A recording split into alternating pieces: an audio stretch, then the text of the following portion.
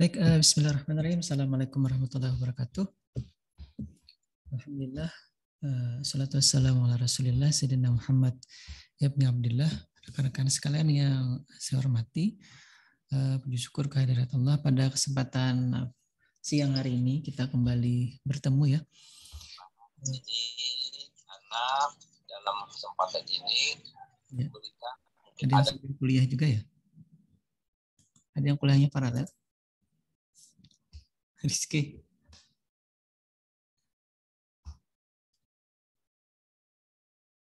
Baik, mungkin ada yang sambil watching YouTube gitu ya. Baik, mudah-mudahan streamingnya lancar nih hari ini. Ntar saya dengarkan dulu ya. Takutnya bermasalah.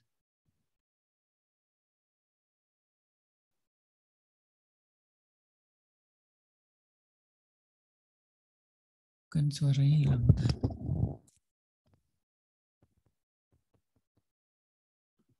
Cek mic.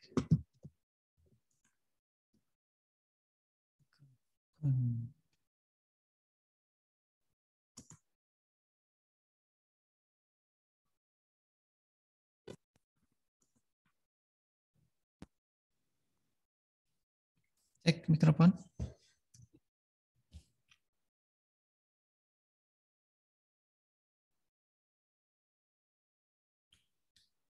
Halo, cek mikrofon.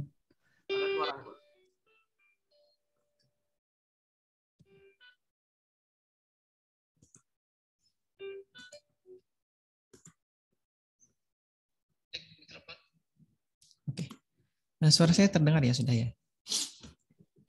Dengar, Pak. Dengar, Pak. Oke, terima kasih. Kita lanjut ya. Di pertemuan ke-13 hari ini kita sudah masuk ke materi yang IoT ya. Jadi nanti sambil dicek di daftar penelitian-penelitian yang didanai oleh pemerintah atau didanai oleh Dikti. Tema ini adalah tema yang paling banyak didanai ya. Dalam artian judul-judulnya itu yang mendominasi adalah judul-judul yang IoT ini. Jadi saya kira nanti kawan-kawan bisa saja mengubah tema dari usulan PKM-nya ataupun mau mengubah usulan atau proposal skripsinya juga ke arah IoT ini, karena tampaknya kalau dari sekian banyak nanti kita lihat ya, dari sekian banyak materi yang sudah kita bahas sama-sama dan kita lihat contohnya itu ya, penelitian-penelitian terkait dengan bidang sub bidang di ilmu komputer ini, itu IoT ini yang menurut seingat saya yang paling banyak ini yang muncul dan didanai, khususnya yang terkait dengan pendanaan PKM di mahasiswa ya oleh Kementerian Pendidikan dan Kebudayaan atau Dikti. Nah, kita dulu sudah sempat membahas terkait dengan robotika ya, kemudian data atau text mining, kemudian komputasi, kecerdasan buatan, jaringan komputer, elektronik instrumentasi, rekayasa perangkat lunak atau RPL, atau biasanya disebut software engineering ya. Kemudian terkait dengan image processing atau video processing, kemudian security system, kemudian kriptografi, terakhir adalah NLP, dan hari ini kita ke Internet of Things. Saya kira rekan-rekan sekalian sudah tidak asing lagi ya dengan istilah IoT ini, dan ada mata kuliah sendiri di SIMIK Banjarbaru yang membahas secara spesifik terkait dengan IoT ini. Jadi yang sudah pernah mengambil mata kuliah ini? Sedang? Sedang, Pak. Sedang ya. Yang aja siapa? Bu Uci atau Pak Boy atau Pak Ruslan? Pak Ruslan. Pak Ruslan, baik. Baik, terima kasih ya. Kita lanjut dulu. Kita masih punya beberapa bukan beberapa ya, tinggal 2 lagi kalau tidak salah ya. Nanti kita lihat yaitu IoT ini dan sensor atau wireless sensor network. Kita lanjut dulu. IoT itu apa? Saya kira sudah dibahas ya, karena ini ada mata kuliah sendiri dan sedang berlangsung, dan Anda kira-kira sudah tahu persis ya apa itu IoT, karena di mata kuliah yang bersangkutan itu sudah dibahas secara lebih detail dari yang mungkin saya bahas hari ini. Bentar, saya ngepin ini dulu. Oke. Intinya adalah si IoT ini semua yang terkait dengan internet ya, baik itu sharing data, baik itu mengumpulkan data, baik itu nanti model kendali, baik itu sistem informasi, baik itu big data ataupun cloud computing atau machine learning, AI, semuanya sudah terhubung dengan IoT ini ya. Dan saya pun waktu tugas belajar terakhir itu dari tahun 2014 sampai 2019 ya, itu juga ada mata kuliah tersendiri terkait dengan IoT ini. Jadi ya bentar ya, itu embedded system tapi di dalamnya ada IoT. Nah, kami dulu memang kuliahnya diikutkan kuliah ke rekan-rekan yang magister ya atau S2 itu, kemudian kami diminta untuk presentasi di kelas itu, walaupun memang hanya berdua waktu itu, yang S3, yang sisanya yang kawan-kawan S2 itu. Tapi kami istilahnya apa ya, istilah sekarang itu sit in gitu ya, diminta untuk juga memperoleh informasi dari mata kuliah itu. Baik, tadi sudah disebutkan, jadi banyak sekali yang terhubung dengan internet ya, banyak peralatan atau perangkat yang kemudian nanti bisa dikendalikan, bisa dipantau, bisa di macam-macam ini ya, atau diambil atau diperoleh datanya dari situ. Semuanya terkait dengan IoT ini. Intinya adalah IoT ini sudah terinterkoneksi ya, secara apa ya, culture atau budaya atau kehidupan manusia dari semua sisi ya, tadi sudah disebutkan. Dan dengan model koneksi digital ini nanti semuanya bisa dipantau, bisa dikendalikan, bisa di macam-macam ya, bisa dikendalikan, diperoleh datanya, bisa bisa diapakan lagi ya kalau IoT ya, saya kira dikendalikan, bisa dipantau, kurang lebih itu ya yang bisa dilakukan dengan internet, macam-macam. Ya, kemudian lagi secara definisi itu si IoT ini merupakan perangkat yang saling terhubung satu sama lain dan bisa digunakan untuk keperluan macam-macam, termasuk tadi mengendalikan, memantau, mentransfer data, ataupun membuat jaringan atau membuat interaksi manusia ke komputer gitu ya. Jadi kalau misalkan ada yang pernah lihat CCTV yang kita bisa berbicara kepada orang yang mengendalikan CCTV itu sekarang sampai ke sana ya. Kalau dulu kan CCTV hanya sebatas memantau saja atau mengawasi saja. Tapi kalau bisa si pemantau itu berinteraksi dengan orang yang dipantau, itu sudah masuk ke model IoT ini. Nah, itu yang sekarang terjadi ya. Kita lanjut lagi, saya kira juga ini sudah dibahas ya oleh Pak Ruslan ataupun Bu Suci di mata kuliah tersendiri terkait dengan IoT ini. Ini dimulai dari tahun 1999 ya. Dan ini kalau saya angkatan kuliah S1-nya itu 98. Berarti sudah kurang lebih berapa tahun ya? Berapa tahun sekarang? 20, 21, 22 tahunan ya? Kan tidak ya? Baik, kita lanjut. Nah, sebenarnya ini sudah dimulai sebenarnya sejarah dari untuk menambahkan sensor dan juga kecerdasan buatan itu di tahun 1980-an dan 1990-an ya. Tadi 1999 itu IoT itu sudah mulai. Jadi tampaknya saya ingat itu kalau saya kenal internet itu juga dari ya tahun 98 99. Nah, tapi 98 saya sudah tahu bahwa ada internet dulu. Kalau mau chat itu dulu tidak ada media sosial yang seperti sekarang ya. Facebook, IG, apalagi YouTube itu. Dulu email itu juga masih baru istilahnya. Jadi untuk chatting sendiri itu ada yang namanya MIRC kalau tidak salah ya, aplikasi chat untuk chat berbentuk teks gitu, namanya MIRC kalau tidak salah dulu tahun 98 itu. Sekarang sudah macam-macam, ada WA, ada apalagi Telegram ya, ada mungkin chat, ada IG, Facebook, macam-macam ya. Saya tidak hafal semuanya. Baik, kita lanjut lagi. Tapi nanti kalau ada yang mungkin bertentangan atau tidak sama dengan apa yang dipelajari atau disampaikan oleh Pak Ruslan, mohon diinterupsi ya. Baik, kita lihat nih masih di sejarah. IoT itu kalau tahun 2025 nanti ya, itu katanya akan menghubungkan 41,6 juta perangkat. Nah, itu bisa jadi lebih dari itu ya. Sementara ini perkiraan saja bahwa nanti akan sebesar itu jumlah perangkat yang terhubung ke internet ini. Artinya yang menggunakan teknologi IoT ini sudah kurang lebih 41, ya hampir 42 jutaan lah perangkat gitu yang terhubung. Baik itu komputer, laptop, ataupun apa namanya, komputer mini, ataupun misalkan smartphone, atau macam-macam ya perangkat lainnya, embedded system seperti Raspberry Pi misalkan, atau Intel Galileo, ataupun apa namanya, Arduino ya. Itu jadi sudah akan sebanyak itu perkiraan dari analis di tahun sekarang ya, terkait dengan banyaknya jumlah perangkat yang terhubung. Nah, kita lihat dulu ya. Ini contoh IoT ini. Nah, kalau mungkin ada yang punya ini ya, lampu yang kemudian bisa dimati hidupkan dengan menggunakan smartphone. Ada yang punya ini nggak di rumah? Bohlam lampu gitu, LED, yang kemudian bisa dikendalikan dengan aplikasi yang ada di smartphone atau di handphone. Rina, pernah tahu ini?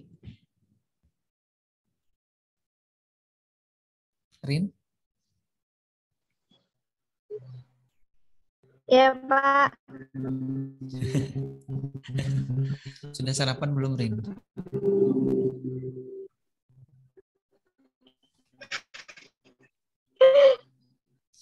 Ketawa Rina. Sudah, Pak. Baik. Baik, mungkin kalau di internet saya kayak gangguan ntar ya.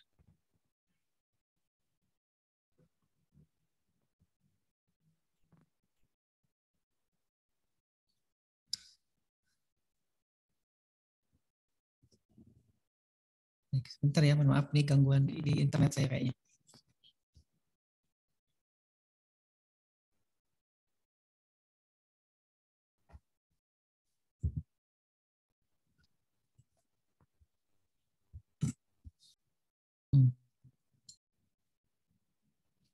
Bisa dengar suara saya?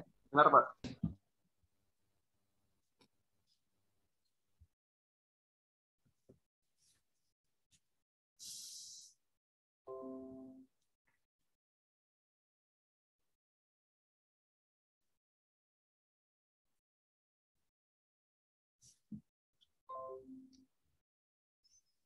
Baik, mohon maaf ini koneksi internet di kampus kayaknya drop. Saya lanjut dulu ya. Masih bisa didengar, Ricci? Masih bisa, Pak. Baik, alhamdulillah. Terima kasih. Saya ganti pakai hotspot di handphone dulu. Baik, tadi contohnya adalah lampu yang bisa dikendalikan dengan aplikasi di handphone kita ya, ataupun ada yang ini motion sensor di kantor ataupun di jalanan ya. Nah, terkait dengan kalau misalkan ada yang lewat dia apa namanya, nyala. Tapi kalau yang di jalanan itu kebanyakan sih ada yang menggunakan timer untuk menyalakan lampu jalanan itu, ada juga yang menggunakan sensor cahaya ya. Tapi di sini tulisannya ada contohnya adalah yang menggunakan motion sensor atau menggunakan sensor gerak ya. Jadi kalau misalkan ada yang bergerak di situ, kemudian nanti lampunya itu bisa atau menyala sesuai dengan ada aktivitas yang terdeteksi. Kemudian ada lagi ini permainan untuk mainan anak-anak ya, yang ini tidak ada si supirnya atau tidak ada yang mengendalikan, tapi bisa jalan gitu. Sebentar saya hidupkan, ternyata hasilnya belum hidup.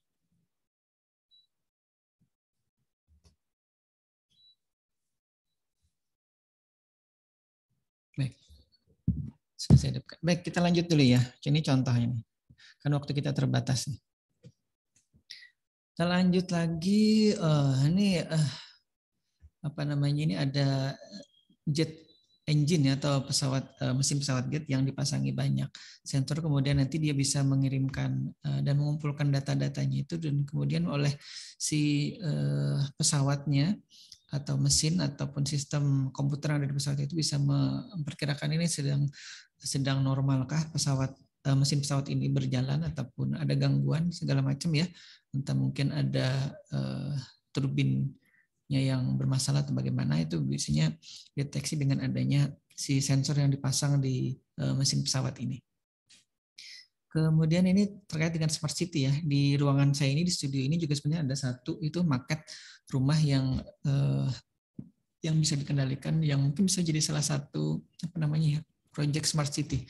Sekarang itu juga lagi tren ya di pemerintahan ataupun di pemerintahan terutama, bagaimana membangun atau kalau di perumahan itu kan ada yang smart city yang di perumahan itu bisa memantau aktivitas dari baik itu memantau keamanannya, ataupun mungkin kalau misalkan kita lupa mengunci rumah bisa oleh sistem keamanannya itu dikendalikan dari jarak jauh seperti itu ya. Jadi kita bisa membuka, menutup, ataupun kita bisa melaporkan ada aktivitas yang mungkin mencurigakan di rumah itu dengan tadi proses pemantauan yang kita bisa peroleh berdasarkan fasilitas yang disediakan oleh perumahannya itu.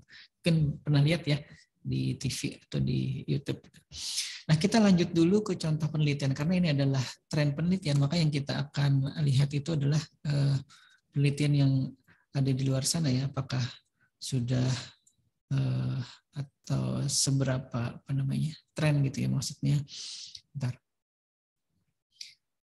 Kalau di luar sana itu mereka melakukan penelitian itu sudah sampai mana ya, kita lihat. Baik, ini contoh penelitian IoT yang berasal dari jurnal internasional ya. Nanti kita lihat yang dari lokal ya, atau dari PKM. Nah, ini sebenarnya ada IoT jurnal sendiri ya. Ini sudah volume 7 tahun 2020, berarti dia sudah jalan 7 tahun. Jadi caranya membaca jurnal gitu ya, atau artikel di jurnal itu dilihat dia volume berapa. Berarti kalau misalkan di sini volume 7, berarti dia sudah berlangsung atau terbit selama 7 tahun terakhir. Kalau ini 2020, berarti dia mulai kurang lebih 2013 ya mulainya itu. Numbernya ini menunjukkan dia terbitan ke-11 di tahun itu. Jadi kalau misalkan ini contohnya di tahun 2020 ya, dia volume ke-7 tadi ya volume ke-7 nomor 11 itu bisa jadi ini dia terbitnya setiap bulan ini. Karena di bulan November dia nomornya nomor 11 atau nomor 11. Jadi 11 itu 11 ya. 12 ya, benar ya. 10, 11, 12. Ya, jujur benar ya. Tidak salah sebut. Jadi jurnal ini menerbitkan artikelnya itu sekitar 12 kali dalam setahun atau setiap bulan ya intinya ya. Nah, coba kita lihat contoh dari jurnal ini. Nah, ini dari IEEE ya. Ini penerbit terkenal di luar sana, sudah beberapa puluh tahun mungkin dia sudah ada di dunia penerbitan artikel. Nah, ini ada IoT untuk smart cities ya. Jadi terkait dengan smart cities ya. Kemudian a vision of IoT application challenge and opportunities with China perspective. Jadi dari perspektif orang Cina. Edge computing vision and challenge. Jadi terkait dengan itu juga edge computing ini sebenarnya dulu pernah nih kita bahas edge computing ini kalau tidak salah ya. Kemudian comprehensive survey of IoT towards 5G wireless system. Nah, ini tentang koneksi 5G ya. Kemudian mobile edge computing survey ini beberapa di antaranya adalah paper survey atau paper paper survey itu paper yang mengumpulkan banyak atau yang biasanya banyak paper kemudian untuk disimpulkan kira-kira yang jadi tren di waktu itu apa. Kemudian ini lagi a survey and tidak bisa dibaca. A survey and on connection exploiting mixed efficient communication in IoT. Nah, nanti bisa dibaca nih abstrak ini ya. Apa yang dibahas di sini intinya terkait dengan IoT dan sensor juga di sini. Kemudian kita lanjut lagi di sini ada forensic verification of health data from a wearable device using asynchronous anonymous witness. Jadi ini perangkat yang dipakai bisa berupa gelang ataupun mungkin kalung ya, ataupun kalau kawan saya dulu itu handphonenya dipakai atau digunakan untuk mendeteksi jatuh ya. Kalau ini verifikasi data kesehatan ya kalau tidak salah ya. Kemudian ini bisa nanti dibaca ya lebih detail ya terkait dengan penelitian itu sebagai mungkin inspirasi dari kawan-kawan yang ingin mengarahkan penelitiannya ke arah IoT sini. Deep Fuzzy Forest, YP based indoor robot positioning ini IoT yang sudah menginjak ke bidang robotika atau terhubung ke bidang robotika. Fuzzy ini ada AI-nya juga di sini ya.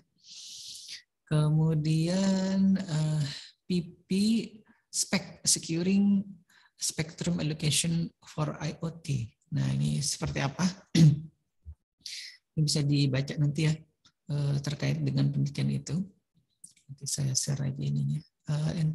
Uninterference alignment and ICA-based semi-blind dual user downlink NOMA system for high reliability low latency IoT. Wah ini judulnya sudah sulit ya dipahami ya karena memang bukan bidang kita, terutama bukan bidang saya ini, jadi saya tidak terlalu tahu persis. Hanya pokoknya yang terkait dengan IoT kita capture saja di sini dan diberikan sebagai inspirasi ya. Kemudian the adoption analysis of voice-based smart IoT products. Nah jadi ini berbasis suara ya kayaknya ini. Tapi ini analisis adopsi voice-based smart IoT product. Jadi produk-produk IoT yang berbasis suara. Jadi saya punya di rumah itu circuit breaker yang berbasis IoT ini. Kemudian itu bisa diperintahkan dari handphone mau menyalakan ataupun dimatikan gitu. Jadi kalau misalkan saya katakan matikan pemanas air, nanti dia akan mematikan pemanas air. Circuit breaker-nya akan mati. Jadi seperti ya switch biasa itu, tapi dia terbatas daya yang bisa di switch atau bisa dialirkan. Yang jadi masalah biasanya kalau terjadi gangguan internet seperti tadi ya, maka itu biasanya akan membuat jadwal penyalaan mematikan itunya jadi terganggu biasanya kalau di tempat saya itu. Nah, ini ada gangguan internet lagi nih, padahal saya sudah menggunakan. Tapi nggak apa-apa kalau hanya streaming yang terganggu, yang penting Zoom-nya tidak masalah. Arifin ada? Halo Arifin. Raisa? Ya Pak. Oh iya dia, alhamdulillah ada nih. Walaupun Ada Pak. ya Raisa ada, Rizky tadi ada, Ricci yang sudah dari awal tadi ya masuk ya. Baik, terima kasih yang sudah merespon. Kita lanjut tadi. Masih banyak nih slide-nya nih. Ini nanti, ini ada OSN-nya ya. Sebenarnya ini nanti bisa jadi terhubung ke materi berikutnya ya. Ada wireless sensor network ini. Jadi sekali lagi kita tidak bisa berpijak di satu sub bidang saja, tapi ternyata kadang-kadang dan seringkali gitu itu bisa menyentuh atau berhubungan ke banyak bidang, dan kadang-kadang itu yang menjadi nilai tambah dari judul yang mungkin rekan-rekan sekalian nanti ajukan, baik itu jadi judul skripsi ataupun judul usulan PKM ya, karena nanti yang terhubung ke banyak bidang itu yang nanti bisa jadi menjadi perhatian khusus gitu. Oh iya ini terhubung ke ini, oh ini terhubung ke medis misalkan, oh ini terhubung ke OSN, oh ini terhubung kemana lagi. Nah sekarang kita coba lihat contoh dulu ya terkait dengan IoT ini yang dari atau berasal dari jurnal nasional ya. Kalau tadi di jurnal internasional yang khusus membahas tentang IoT atau jurnal IoT sendiri, sekarang ini yang lokal ya istilahnya, bukan lokal, nasional. Ini IoT dalam pembelajaran Unisnu Jepara, di Unisnu Jepara. Nah, jadi mungkin ini sederhana saja. Maksud saya sederhana karena IoT di dalam pembelajaran di Unisnu ini kita harus baca isinya apa terkait dengan tadi pembelajaran. Kemudian ada lagi pengukuran kecepatan kendaraan real time berbasis Android. Nah ini juga sebenarnya terkait dengan IoT ya. Jadi bisa jadi dia menggunakan kamera yang ada di Android ataupun menggunakan GPS kah, saya kurang, coba kita lihat ya.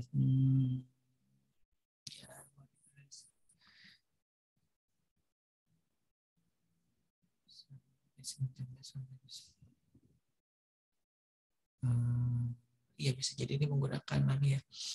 Mungkin ada yang pernah mengukur ini kalau misalkan sambil berkendara menggunakan Google Map gitu atau Waze ya kalau tidak salah ya aplikasinya itu. Nah kemudian kita bisa mengukur kecepatan kita berapa. Nah itu jadi ini ya. Itu juga sebenarnya terkait dengan IoT. Jadi dia bisa mengukurnya itu entah antar BTS atau jaraknya terhadap BTS. Jadi misalkan mengukur kekuatan sinyal sinyal selulernya, telepon selulernya terhadap BTS di sekitaran situ. Kemudian nanti besaran sinyalnya itu diukur ini berpindah berapa lama dari berdasarkan waktu dan kekuatan sinyal, kemudian nanti bisa diukur kecepatan gerakannya itu berapa. Bisa jadi di situ ya, atau juga menggunakan GPS ya. Kemudian kita lihat yang terkait dengan mahasiswa, karena ini rekan-rekan mahasiswa yang menjadi sasaran nanti untuk terkait usulan PKM ya. Kita lihat ini yang terkait PKM 2021 yang sudah mereka usulkan dari 2020 ya. Dan mudah-mudahan nanti kita bisa juga mengusulkan biasanya di bulan Desember atau Januari ini. Usulan itu kita masukkan, makanya saya minta nanti usulannya dilengkapi dan kemudian nanti bisa diusulkan ya atau diupload ke sistem PKM-nya Dikti. Yang pertama ini dari Atmajaya ya. Ini PKMKC. Ini kalau tidak salah nanti ada 20 contoh ya. Sebenarnya yang saya temukan itu ada sekitar 77 judul penelitian PKM atau PKM judul PKM yang didanai ya di tahun 2021 ini dari berbagai perguruan tinggi baik itu negeri ataupun swasta yang ada di Indonesia ya. Tapi saya tidak munculkan semuanya atau tidak tampilkan semuanya. Affordable Smart Aeroponic Indoor Vertical Farming berbasis Internet of Things dan bahan daur ulang. Nih jadi aeroponik ya, kalau dulu kan ada hidroponik, nih aero ini berdasarkan apa ya, udara ya, vertical farming, jadi ini bagus juga, tampaknya saya belum tahu nih, nanti mungkin bisa kawan-kawan cari juga ya. Kalau biasanya kan ada vertical garden, ini vertical farming, jadi pertanian menggunakan yang vertikal ya.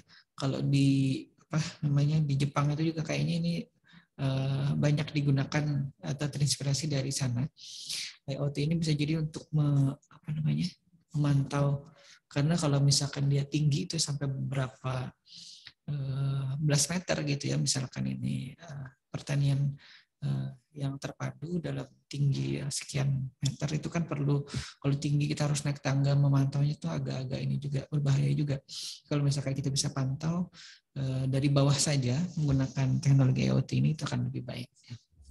Lebih efektif atau lebih efisien gitu ya proses pemantauannya. Kemudian dari Universitas Jenderal Ahmad Yani ini pendeteksi suhu otomatis dan penghitung jumlah pengunjung. Nah ini saya kira lebih bisa dipahami nih ya IoT ini seperti apa dari proses atau usulan penelitian yang didanai ini. Kita lanjut lagi. Nah ini tadi hidroponik ya. Kalau tadi aeroponik, yang ini hidroponik. Berbasis IoT juga. Kemudian dari Ahmad Dahlan, sarang madu pintar dengan sistem sensor berbasis IoT. Nah, bisa jadi di dalam sarang madu yang berbentuk kotaknya itu ya biasanya ya, itu diselipkan sensor, kemudian itu diselipkan kamera gitu yang bisa dipantau yang mana sarang yang yang sudah siap dipanen misalkan gitu ya. Itu bisa jadi seperti itu yang diinginkan ini.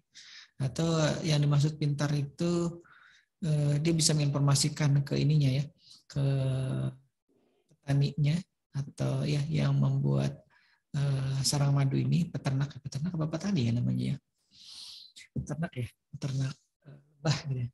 Tapi kalau yang diambil madunya berarti kan bukan peternak, bukan binatangnya. Nah, apapun itu ya nanti mungkin bisa dikoreksi. Yang kalau sarang madu pintar ini termasuk pertanian atau peternakan. Kalau peternakan karena kita bukan menernakkan si ininya ya, si lebahnya tadi. Baik, kita lanjut lagi. Nah, internet saya tidak stabil lagi nih. Berarti gangguannya tidak hanya internet di kampus ya, internet di internetnya handphone ini juga kayaknya bermasalah. Mudah-mudahan zoom-nya masih bisa didengar suara saya, Ricci? Masih bisa, Pak. Baik, terima kasih. Nah, ini adalah IoT yang menyentuh ke apa namanya ini, herbal ya, atau medis nih. Kemudian sebentar, kita lanjut lagi. Yang di online tidak ada suaranya ya?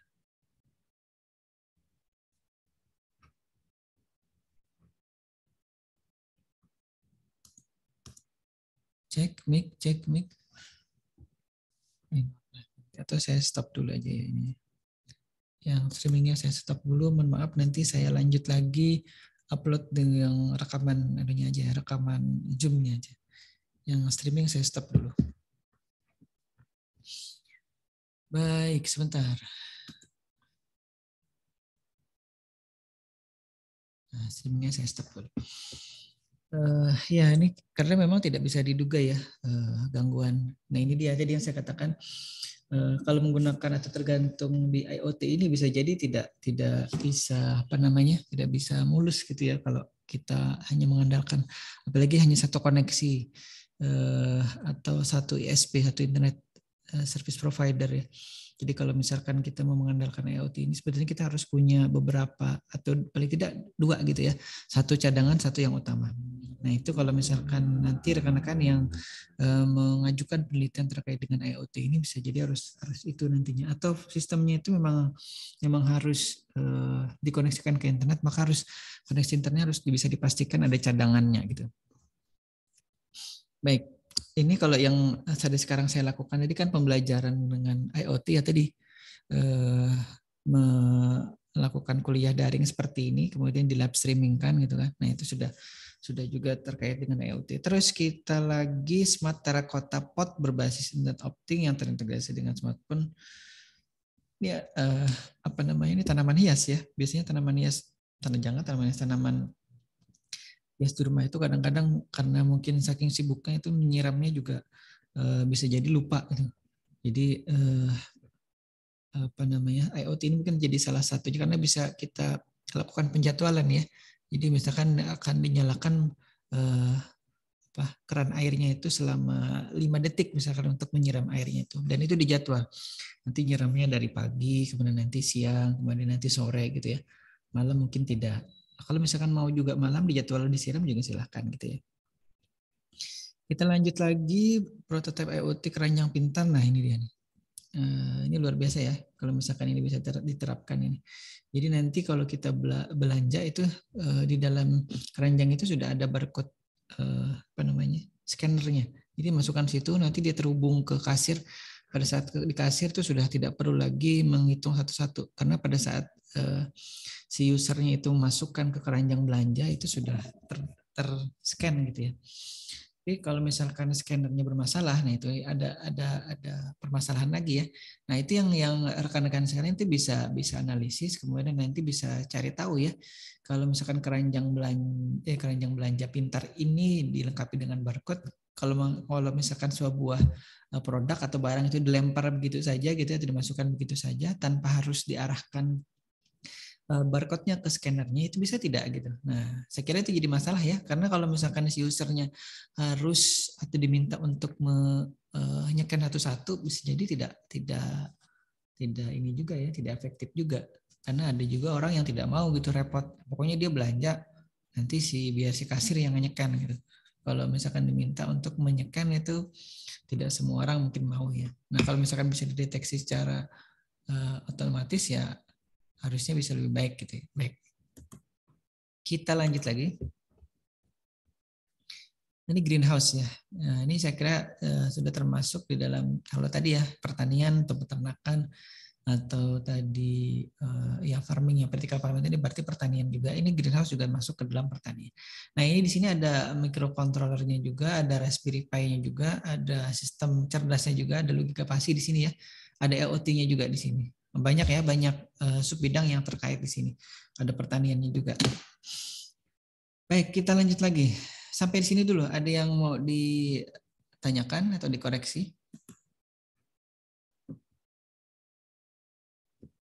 Mudah-mudahan bisa dipahami ya.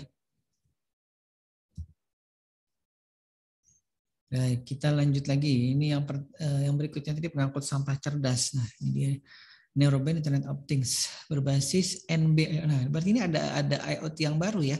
Kalau yang biasanya itu kan IoT yang ya umum lah biasanya. Jadi misalkan dengan menggunakan internet atau WiFi gitu yang 2,4 giga, bisa jadi ini yang menggunakan 5 GHz atau ada frekuensi yang lain ya. Biasanya kalau misalkan menggunakan internet service provider yang khusus, yang swasta itu biasanya tidak 2,4, tidak 5 giga, tapi dia bisa jadi berada di 3 sekian gigahertz gitu ya frekuensi ini. Nah itu yang kalau seingat saya ini itu yang dimaksud dengan narrowband. Jadi dia bisa jadi tidak seluas 2,4 ataupun 5 giga yang umum dipakai.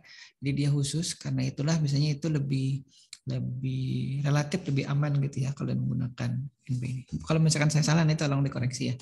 Yang dimaksud dengan narrowband IoT ini. Kemudian kita lanjut lagi ke dari Universitas Muhammadiyah Malang. Ini IoT juga radar untuk mendeteksi illegal fishing di zona ZEE. Jadi di zona ekonomi eksklusif itu biasanya di pinggiran pantai ya. Berapa ya? Biasanya 200-an mil ya dari pinggir pantai itu. Itu biasanya jadi zona ekonomi eksklusif. Jadi perbatasan antara dua negara biasanya. Nah, itu kalau misalkan ada yang memasuki daerah itu, nah ini bisa dipasangi radar, kemudian bisa dihubungkan dengan internet. Memang tidak mudah itu ya. Kalau biasanya yang sekarang itu kan pakai radar manual ataupun ada yang melakukan patroli di sekitaran itu, sekitaran ZEE ini, zona ekonomi eksklusif suatu negara ya. Kemudian ini pemberian pakan ternak ya, terkait dengan tadi inovasi teknologi IoT juga. Ini katanya biar untuk efisiensi kinerja ya. Nah, saya kira ini bisa sedikit dipahami ya, entah nanti makanannya dibuka beberapa detik gitu ya, nanti makanannya terbuka dari kantong makanannya, kemudian nanti minumnya juga. Kemudian, nah ini ada yang dari Stimik nih. Stimik Akba, entah di mana nih Stimik Akba ini. Dan bentuknya bukan penelitian eksakta atau riset humaniora, tapi gagasan futuristik konstruktif gitu ya. Jadi ini PPKM GFK. Ya. Jadi Smart Fresh Air System berbasis IoT menuju dunia bebas polusi. Nah, ini bisa jadi, ini kan berupa gagasan nih. Jadi sekali lagi kawan-kawan ini tidak perlu membuat sesuatu yang mungkin harus dijadi alat, harus jadi prototipe. Bisa jadi hanya berupa konsep seperti ini ya, atau gagasan seperti ini. Jadi saya kira itu lebih apa namanya, lebih mudah dibuat. Karena apa? Karena kita tidak perlu. Nah, kalau sudah didanai tidak perlu membuat alatnya, tidak perlu membuat programnya, tidak membuat aplikasi, cukup membuat ininya aja, video gitu ya, dalam bentuk presentasi. Bisa jadi dalam bentuk simulasi. Kalau misalkan ini bekerja, nanti bisa memfilter udara sekian persen gitu ya, dari polusi yang jumlahnya sekian persen, kemudian nanti hasilnya berapa. Nah itu, jadi perhitungan-perhitungan itu bisa jadi yang perlu diperlihatkan pada saat nanti ini dipresentasikan. Kemudian Smart Sea Protector System berbasis IoT sebagai upaya mencegah kerusakan ekosistem laut. Nah ini bisa jadi untuk di pesisir laut ya, ataupun pantai ini, terkait dengan bagaimana bisa menjaga dari kerusakan ekosistem. Kadang-kadang itu kan dari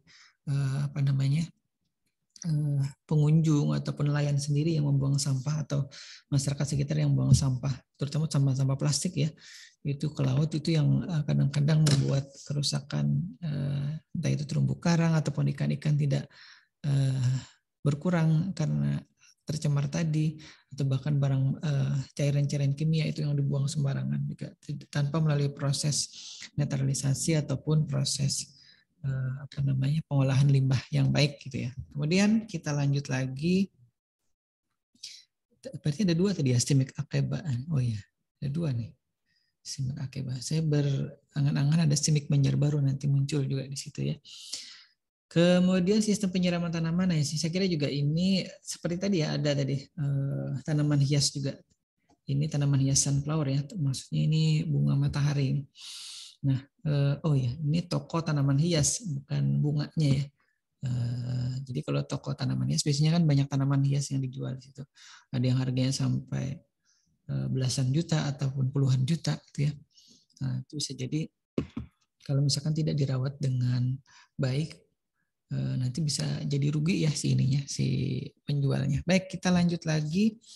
Incolment, pengolahan terpadu limbah medis bawah tanah berbasis IoT dan smart incineration technology untuk mewujudkan Indonesia mandiri energi. Ini bisa jadi biasanya tema-tema yang seperti ini ya yang nah ini juga bentuknya bukan penelitian eksakta ya atau humaniora, tapi ini dalam bentuk gagasan futuristik konstruktif tadi. Nah, kemudian alat pengukur gula darah non-invasif berbasis machine learning dan IoT. Nah, ini apalagi nih, ini sudah masuk ke medis ya, dan sudah masuk juga ke machine learning ini ke AI ya, kecerdasan buatan juga di sini. Jadi kecerdasan buatan, IoT dan medis masuk ketiga. Lanjut, ini dari ITS. Inovasi pulau cerdasnya juga PKMGF ya. Terintegrasi IoT untuk pengelolaan sampah DKI Jakarta demi mewujudkan cita-cita SDGs pada pengelolaan kota berkelanjutan. SDGs ini saya tidak tahu persis ya apa artinya. Mungkin ada yang tahu SDGs ini apa, singkatan dari apa?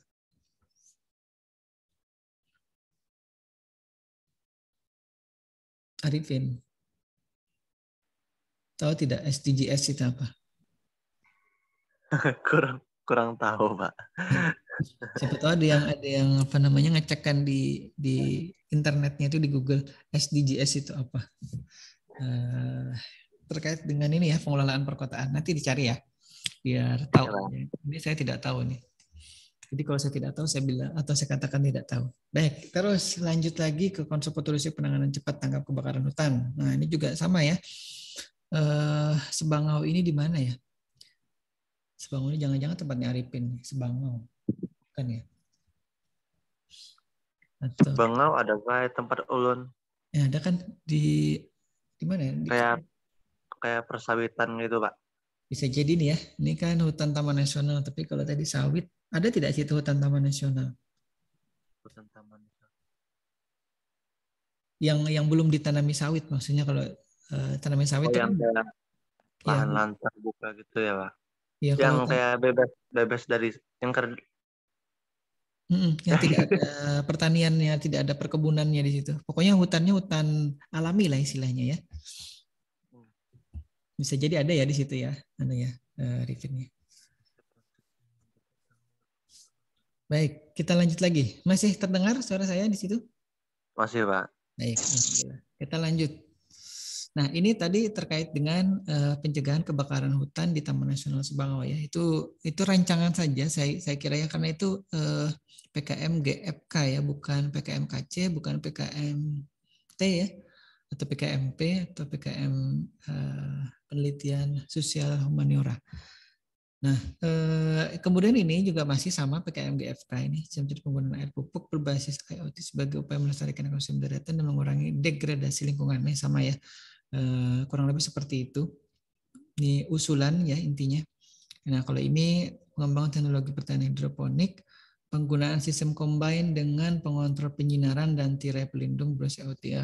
Di hidroponik ini biasanya si tanaman itu tidak boleh langsung terkena sinar matahari ya. Maksudnya kalau dia kena panas terik itu kadang-kadang tanamannya kan cepat layu. Jadi ini kalau ada tirainya bisa jadi kalau pada saat cahaya mataharinya tidak terik atau tidak siang hari itu dibuka gitu ya tirainya. Tapi pada saat sudah terik atau siang hari itu sampai sore itu biasanya ditutup. Kemudian nanti menjelang malam jadi dibuka lagi.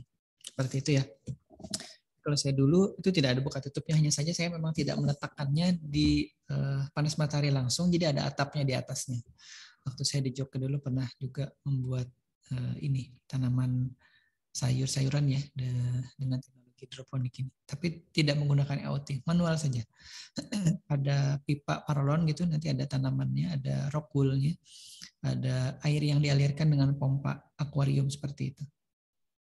Baik, kita lanjut lagi. Nah, ini yang tadi adalah yang 2000. Oh ya, saya stop dulu ya. Ini yang contoh dari 2020 ya.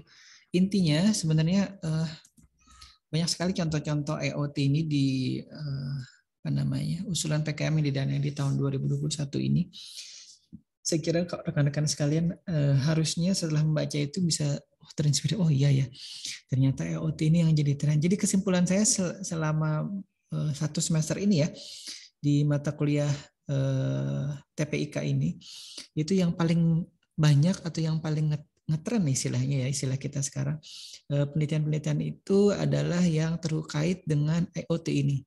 Yang lain-lainnya itu mungkin di luar sana banyak sih ya, tapi kalau yang dikerjakan oleh mahasiswa atau didanai oleh Dikti atau Kemdikbud kepada kelompok-kelompok mahasiswa itu EOT ini yang paling banyak. Nah itu saya kira bisa jadi inspirasi rekan-rekan sekalian kalau nanti mau melakukan penelitian ataupun mengusulkan usulan PKM terkait dengan IoT ini. Jadi contohnya banyak di situ, banyak hal yang bisa di ini. Dan tampaknya ini ya, karena kalau dilihat dari banyaknya yang didanai, ya dari sekian ribu itu 77 yang saya ambil dengan kata kunci Internet of Things gitu ya, itu 77-nya dari IoT ini. Jadi nanti kalau yang sebelumnya kan ada yang 5, ada yang 10 saja, ada yang mungkin berapa belas gitu. Yang paling banyak ini. Sementara ini ya dari sekian banyak, dari robotika, aliens, kriptografi, kemudian rekayasa perangkat lunak, AI, jaringan komputer kemarin yang sudah kita bahas satu-satu itu. Ini yang paling banyak. Nah, itu ya. Jadi kalau nanti ditanya kesimpulannya dari mata kuliah ini kurang lebih itu. Yang jadi tren itu adalah IoT sekarang ini ya. Bisa jadi nanti di tahun depan itu sudah tidak lagi jadi tren. Baik, ada yang mau didiskusikan dari apa yang saya sampaikan tadi? Saya belum sempat mengecek semua proposal ya. Ada beberapa yang sudah masuk. Nanti mohon dikirimkan lagi kalau yang belum mengirimkan. Saya mohon proposalnya yang sudah dikirimkan ke saya itu kemarin ya diminta untuk mengoreksi judulnya, kemudian juga bab 1-nya. Nanti kita lanjut lagi ke bab berikutnya ya. Jadi bagi yang sudah ngumpul silahkan dikoreksi lagi atau ditambahi lagi bab berikutnya ya. Tolong baca panduannya. Kemudian kalau yang belum mengumpulkan nanti tolong judulnya dibuat yang sedikit wow gitu ya, atau bombastis gitu ya Arifin ya. Kemudian nanti isinya juga dikoreksi lagi biar lebih ini. Kalau Arifin kan dia setali 3 uang tuh. Usulan PKM-nya sekaligus juga usulan untuk skripsinya ya. Jadi saya kira tidak masalah, efektif ya dan efisien ya. Ini ya, banyak kawan-kawan mahasiswa itu menggunakan kata-kata efektif dan efisien. Efektif itu artinya tepat guna ya. Jadi pengambil mata kuliah ini pas gitu diberikan contoh-contoh atau misalkan nanti sempat saya koreksi proposalnya untuk kemudian juga diajukan sebagai usulan atau proposal penelitian skripsinya. Baik, saya kira itu dulu yang saya bisa sampaikan. Kalau memang tidak ada yang didiskusikan. Ya, Rizky, ada yang mau disampaikan? Tidak ada, Pak. Baik. Kalau tidak ada, saya mohon maaf, ini harusnya ada 5 menit lagi. Jadi, Pak, ulun bertanya Pak. Ya, silakan Arifin. Pengerjaan bab 2 sudah bisa loh Pak. Ntar itu tuh digabung dengan bab 1 atau cukup bab 2-nya aja Pak yang dikumpul tuh Pak? Digabung aja. Digabung aja. Ya. Jadi untuk yang lain juga ya, kawan-kawan, ada Rina di sini, ada Ricci, ada Raisa, ada Rizky. Yang tidak hadir siapa ya? Saya lupa nih. Fernanda Ersal kayaknya Pak. Oh iya, Ersal. Nah nanti kalau misalkan saya ingat, saya sampaikan juga di grup untuk rekan-rekan sekalian itu melengkapi proposalnya atau usulan PKM-nya di yang sudah bab 1 ditambahi jadi bab 2. Dan atau kalau misalkan bisa sampai ke bab 3-nya silahkan gitu ya. Karena yang diperlukan itu kan bab 1, 2, 3 biasanya. Dan ada lagi biasanya bab pendanaan itu. Jadi tabel yang menampilkan kira-kira keperluan dananya apa saja. Nah itu nanti saya coba carikan ya proposal yang sudah pernah diajukan sebelumnya untuk saya jadikan contoh kawan-kawan sekalian. Ada lagi yang lain? Rin, sudah makan Rin? Tak ketahuan. Baik. Baik, kita akhiri dulu ya. Saya akhiri dulu ya materi hari ini. Mudah-mudahan bermanfaat. Mohon maaf kalau ada salah penyampaian dalam materinya ataupun salah-salah kata. Mudah-mudahan panjang umur, disehatkan badan, dan bisa bertemu lagi di pertemuan berikutnya. Saya akhiri dengan ucapan wabillahi taufiq wal hidayah. Assalamualaikum warahmatullahi wabarakatuh. Waalaikumsalam warahmatullahi wabarakatuh. Makasih Pak. Terima kasih Pak. Mari.